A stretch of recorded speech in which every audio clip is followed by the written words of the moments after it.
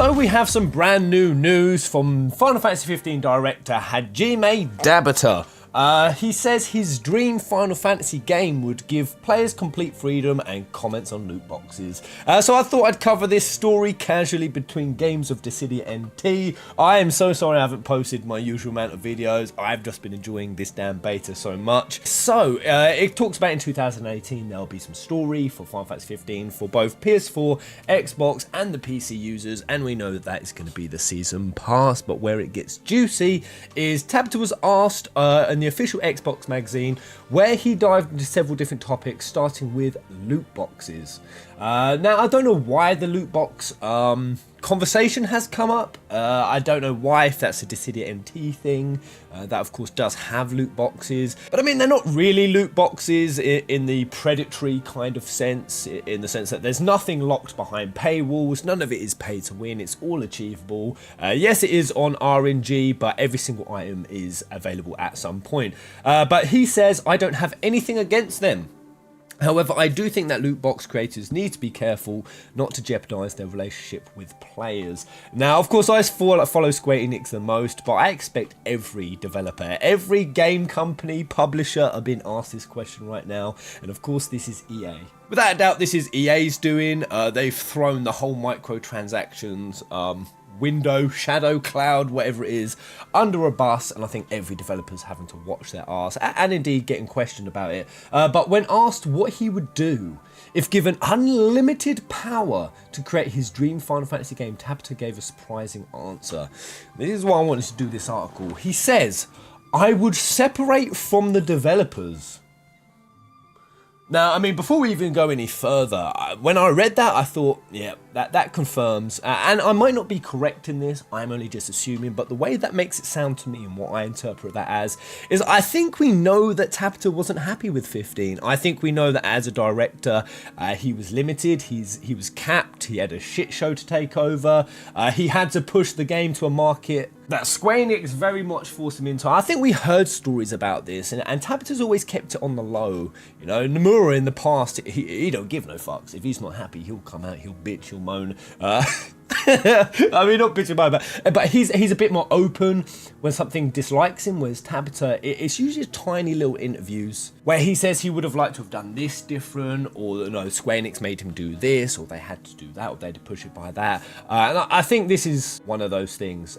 Type 0 was his love child, and he really took that off the beaten track, and you could just see the difference between Type 0, Crisis Core, and Final Fantasy 15. That I think with this particular Final Fantasy, he wasn't happy as a creative director, and that's why I think he said that he didn't want to do another Final Fantasy game, at least not straight away. He wanted to go off and do something else. I think Tabata does want to pick up another shit show, basically. But continue on, so I would separate from the developers and create a version of Final Fantasy that you could play with complete freedom.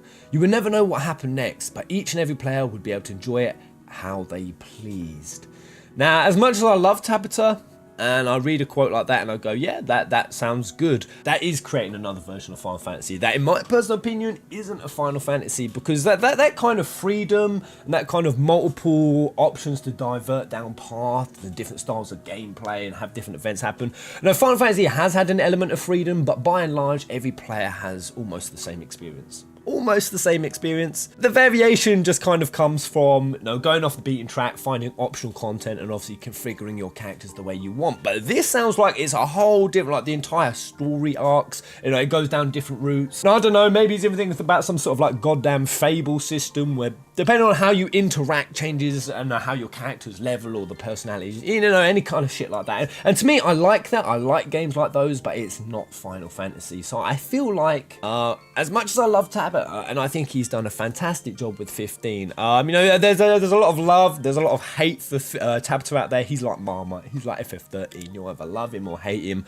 I feel like this article right here kind of detached himself from Final Fantasy, you know, the essence of it, what he wants to do with it. So I really can't see the man coming back for FF16 or another Final Fantasy. Some will say good, others will say boo. But anyway, continuing on. Now, this is something that would be intriguing if it ever comes to pass. JRPGs like Final Fantasy are traditionally shunned or have traditionally shunned player freedom, with few exceptions.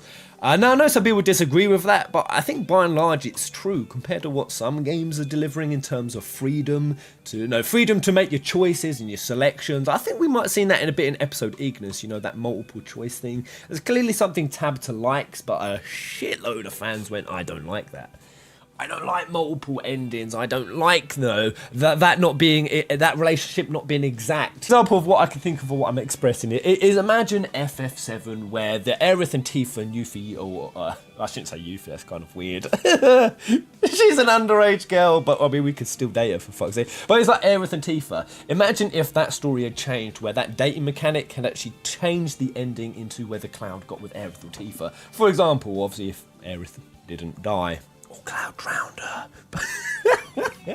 I don't believe that theory. I mean, just imagine, for example, if they had done that and it had changed the ending in some way. A lot of Final Fantasy fans wouldn't like that. I think that we like our freedom, but we don't like our freedom of changing the story. I think by and large we all like the story to be told to us in a coherent, structured way. Yada yada, you guys get what I'm getting at. So some player exceptions, but they could find new lifeblood by reverting this course. That pisses me off. I don't like that. That kind of triggers the Final Fantasy fanboy in me, because what that kind of implies to me is this guy saying that Final Fantasy needs new lifeblood, it needs something to stimulate it. Either implying that 15 weren't a success, or I don't know, this idea that the franchise has gone downhill since 13. But even if I did agree with that statement, which I don't, but even if I did, I wouldn't say the reason why it's kind of declined from what Final Fantasy used to be is because it didn't go far enough. That's kind of what it's implying. It needs to go even further. It needs to find lifeblood by totally changing its entire story format, how it tells its tales. It needs to turn all of its linearity storytelling structure into a totally different game. Turn everything upside down on its head. It needs to go even further with what WRPGs are doing. It's the Western games that are very much pushing the open worlds, the freedom, and I think Final Fantasy 15 kind of proved. I mean, if you look at the dislikes, if you look at the hate for it, I see a lot of it being to do with the freedom and not feeling like a traditional linearity based story Final Fantasy. So the fact that 15 did go that way, and this guy seems to be saying for Final Fantasy to get a new lifeblood, it has to go even further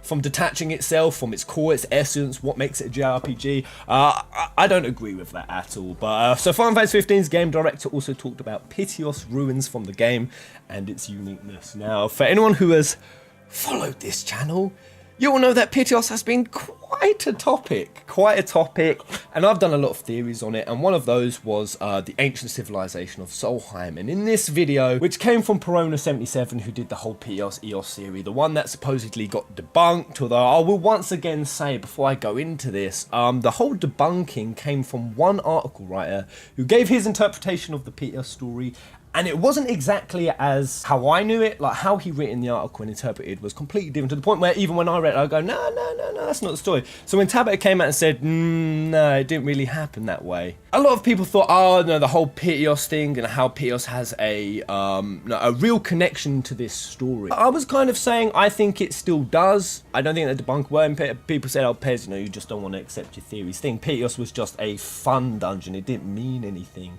I think what really pushed that was because the guy who designed it wasn't part of the Square Enix team. They actually got this guy who's really good at dungeons, I think Tabata said, and he wanted him to make a dungeon. This guy pretty much made it all off his own concept and off his own back. Now that's what Tabata told us, which kind of made it seem like it didn't have that much of a tie-in with the story. It was going to once be Rama's head.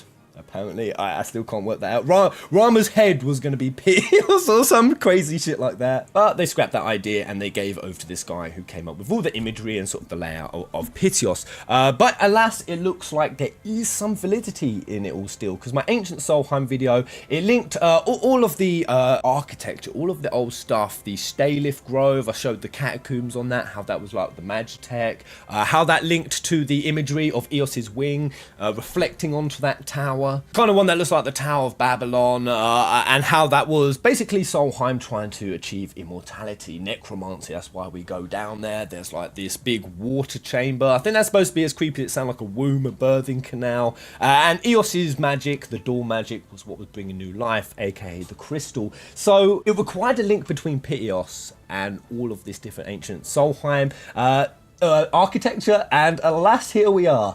One hint regarding the mystery of the Pitioss ruins is that, like Steyliff Grove, they were left by the ancient civilization of Solheim. Even the most unassuming place in Eos have a depth and a history, and their mysteries are waiting to be unlocked. Mysteries are still out there, guys. The mysteries, the story, and Tabata has said this. He's even said Pitioss. There's a story that needs to be figured out from that. Players have to figure it out by themselves. All I'm going to say is, what the fuck, Tabata?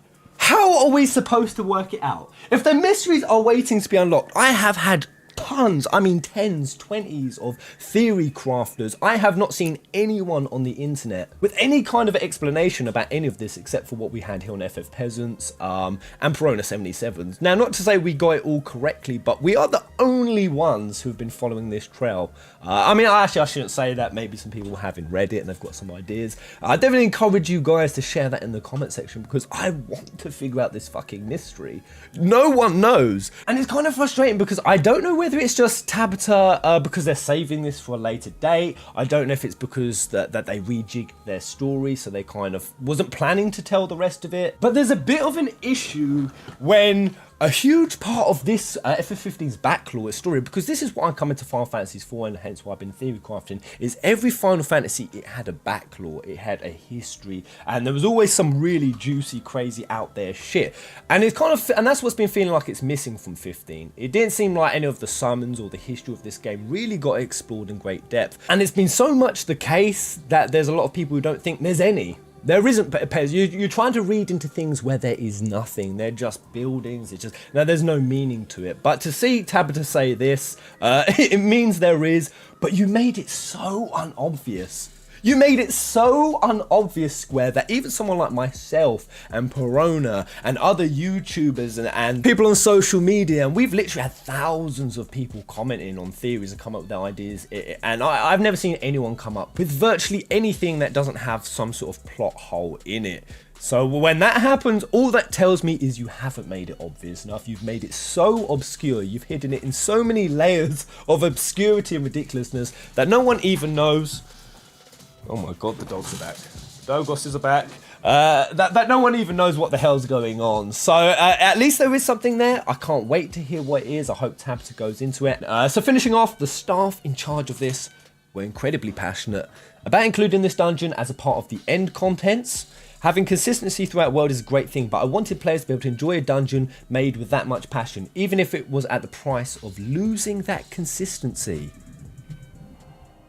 See, now this is what I'm talking about. This ties into what I was saying a minute ago, that with them changing the story, with them changing how the summon story played out, and even what the role of the summons were. I mean, once again, I really don't think these were originally the gods of this universe. That concept sort of clearly came in around 2010. They said they re-simplified the story and they pulled the summons way more center stage. So I think that as this story has changed, as they haven't known what content they're putting out when, what they've got the funds for, like I said, all the 2018 season pass content was completely unknown about. That consistency has been manipulated. It has been changed. They started off wanting consistency throughout the world, but as they wanted to show the dungeons with passion, it was the price of losing that consistency. So I think this article is probably one of the most telling things about everything 15 related, about how Tabata felt on the project, wants to go in another direction as a director, but that he still has some love and passion, he wouldn't mind coming back to the series, and that the whole Steyliff Grove shit is there. And if it was really needed, comments about loot boxes. Well, we shouldn't be expecting them to get any loot boxes soon. I can't really imagine Square Enix pushing anything loot box wise except for in their shitty mobile games. I think we've got that proven with Dissidia NT. If they could have pushed anything microtrans or seriously exploitative, they really could have done in Dissidia NT. Like, holy shit, put on a Cypher outfit for Squall. Motherfuckers, we dropping $19.99 for that bad boy, probably more. But they didn't. So I think in terms of what we can expect Square Enix to do that's a bit towing the line in terms of greed is DLC, inflated DLC, and criminal mobile games. But in terms of microtransactions and loot boxes in Final Fantasy games, I think we're safe for now. But that's a wrap, guys. That's the article. What do you think about it?